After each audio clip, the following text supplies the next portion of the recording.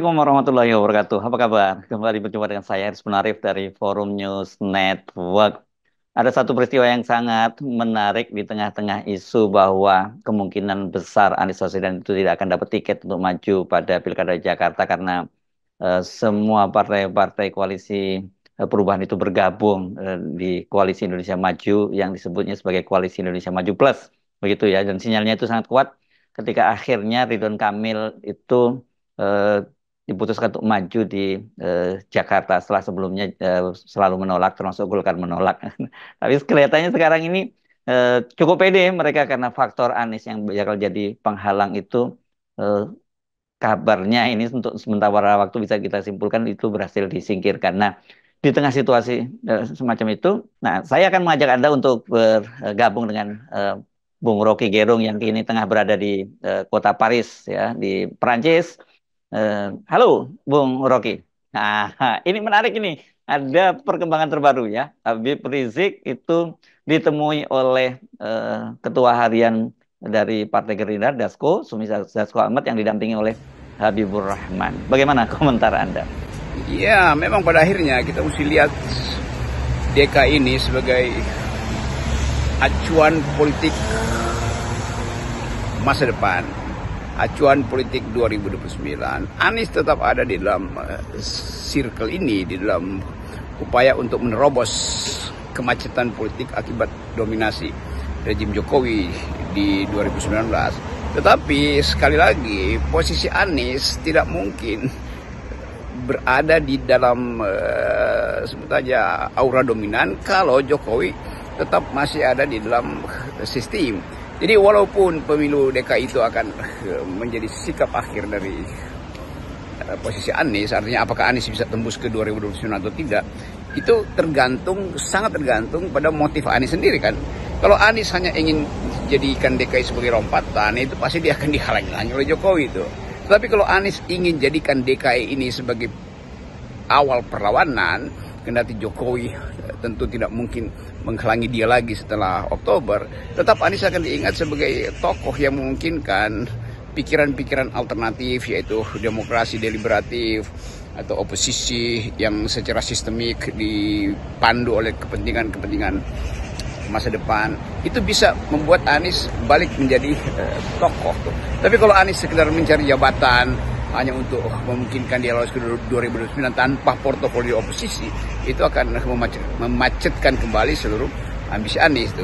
Jadi sekali lagi kita membaca DKI ini dalam rangka tukar tambah antara Gerindra dan Golkar misalnya, tetapi prinsipnya tetap satu, yaitu Anies sendiri yang mesti menentukan dia masuk di DKI sebagai investasi untuk 2029 atau dia ada di DKI dalam upaya untuk membangun politik oposisi itu. Nah, kalau fakta hari ini misalnya Anies tidak dikehendaki oleh Jokowi dan kehendak Jokowi untuk membatalkan Anies di DKI sama dengan kehendak Jokowi untuk membatalkan Anies ketika Pilpres kemarin, itu artinya Anies mesti paham bahwa dia sebetulnya dipermainkan oleh sebut aja koordinasi politik antara keinginan Jokowi dan kehati-hatian Pak Prabowo. Kan itu dasarnya tuh. Nah, kemungkinan-kemungkinan ke depan mesti kita baca dalam rangka itu sebelum kita menghitung apakah Anies akan disponsori oleh Nasdem batalin sponsor pada Anies. Jadi Anies itu jadi permainan bola yang disepak kiri kanan tuh. Nah, kita menunggu sebetulnya Anies ucapkan lebih awal posisi dia di dalam kompetisi di DKI. Mau investasi untuk 2009 atau mau memimpin politik oposisi, mau memimpin politik yang memungkinkan demokrasi diucapkan lagi di dalam rangka kompetisi yang sehat tuh. Jadi sekali lagi ini masalah mental Anies sendiri tuh sebagai calon pemimpin.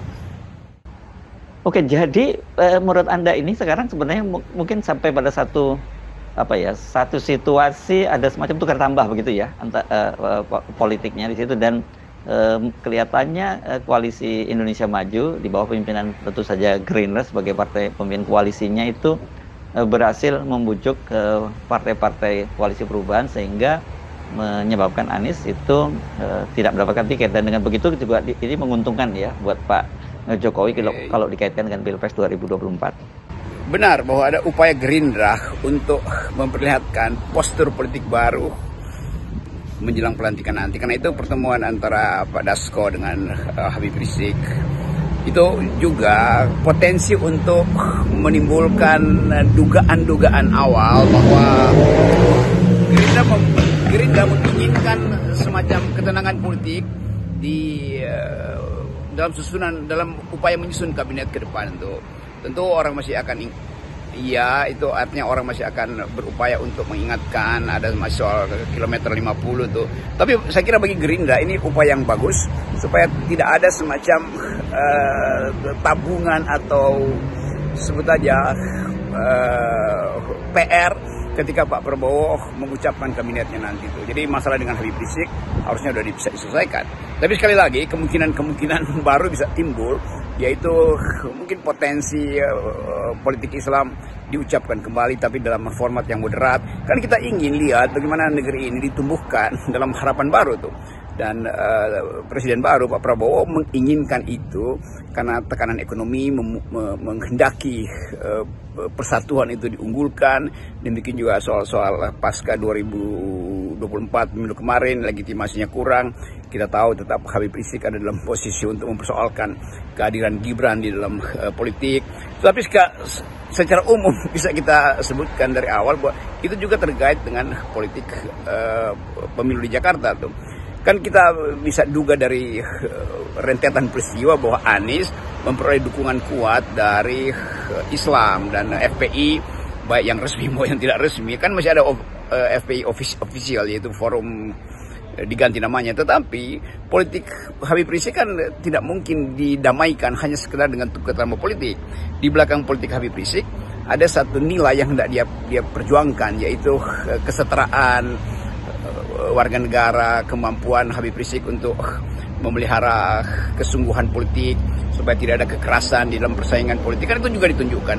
Walaupun secara resmi FPI sudah dibubarkan, tapi nilai-nilai yang ada di dalam masyarakat tetap melihat bahwa ada yang tidak fair pada FPI. Tidak fair artinya perlakuan pemerintah pada FPI. Dia dibubarkan tanpa ada proses hukum.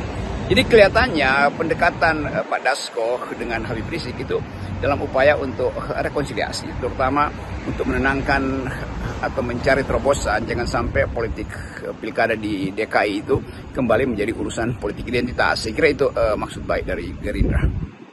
Jadi ini bagaimana prediksi Anda ini, Bung Rocky, endingnya ya, kalau situasinya semacam ini? Karena bagaimanapun juga ini pendukung Anies di Jakarta itu sangat besar loh ya, beda dengan kemarin kalau dengan Pilpres begitu ya. Dan survei-survei juga menunjukkan bahwa Anies Baswedan itu diperkirakan paling unggul, diprediksi akan paling unggul. Tapi sekarang situasinya kalau dia kemudian berhasil disingkirkan, ya koalisi Indonesia Maju atau Prabowo dan koalisi Indonesia Maju itu, termasuk Pak Jokowi ini akan merasa lebih tenang ya, karena Anies itu sekali lagi berhasil disingkirkan.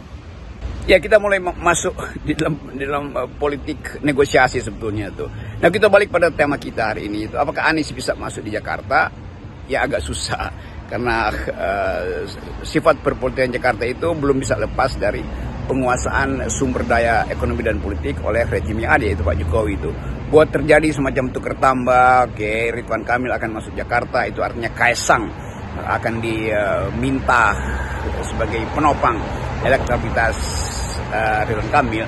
Tapi yang menjadi masalah adalah penghalang politik Jakarta itu dalam kompetisi gubernur itu sudah disingkirkan, yaitu Anies Baswedan kan. Jadi bahwa Gerindra mungkin menganggap ya, biarkan aja, Gerindra kan dari awal punya basis di Jawa Barat, sehingga Golkar dipindahkan, ditukar tambahkan dengan Jakarta. Tapi orang tetap menduga dengan kuat bahwa ini rekayasa aja tuh. Pada saat yang sama, pertemuan Dasko dengan Habib Rizik menandakan bahwa ada upaya bukan sekedar nego, memastikan bahwa Anies akan kehilangan dukungan di DKI. Jadi itu faktor yang ada di tingkat ofisial. Tetapi faktor yang non ofisial sangat mungkin Anies juga mulai menjajaki peluang untuk berkoalisi secara soft dengan Gerindra. Kan sinyal-sinyal itu kita lihat ketika Anies mengucapkan bahwa ya bertemu dengan Pak Prabowo itu juga satu kemungkinan politik tuh. Apalagi kalau kita hitung partai yang secara die hard sebenarnya mendukung Anies, yaitu PKS, mulai memperlihatkan pragmatismenya tuh dengan mendukung calon gubernur Sumatera Utara yaitu Bobi Nasution. Jadi kelihatannya pragmatisme akan diedarkan kembali sebagai grammar politik untuk kepentingan Jakarta. Nah, ini menunjukkan bahwa politik akan balik lagi pada tukar tambah pragmatis. Tapi bagi kita, bagi pengamat, bagi kaum intelektual atau masyarakat sipil, tetap acuannya adalah politik nilai. Dan kemungkinan untuk menghasilkan kembali Indonesia yang berpikir mulai diragukan lagi kalau tukar tambahnya bukan atas dasar pikiran, tapi atas dasar kepentingan pragmatis. Saya kira itu inti persoalan kita dalam membaca duel politik di Jakarta hari-hari ini. Baik, terima kasih Bung Rocky. Sampai ketemu lagi, kita tunggu kabar baiknya dari Paris. Salam 0%. Ya, itu pentingnya FNN terus mengulas politik, kendati dari jarak yang agak jauh dari ibu kota, tapi politik Jakarta itu mirip juga dengan politik Paris hari-hari ini, yaitu pun dengan ketegangan politik karena ada peristiwa Olimpiade dan ada ketegangan rasial juga masih berlangsung di sini. Jadi sekali lagi salam akal sehat dari Perancis.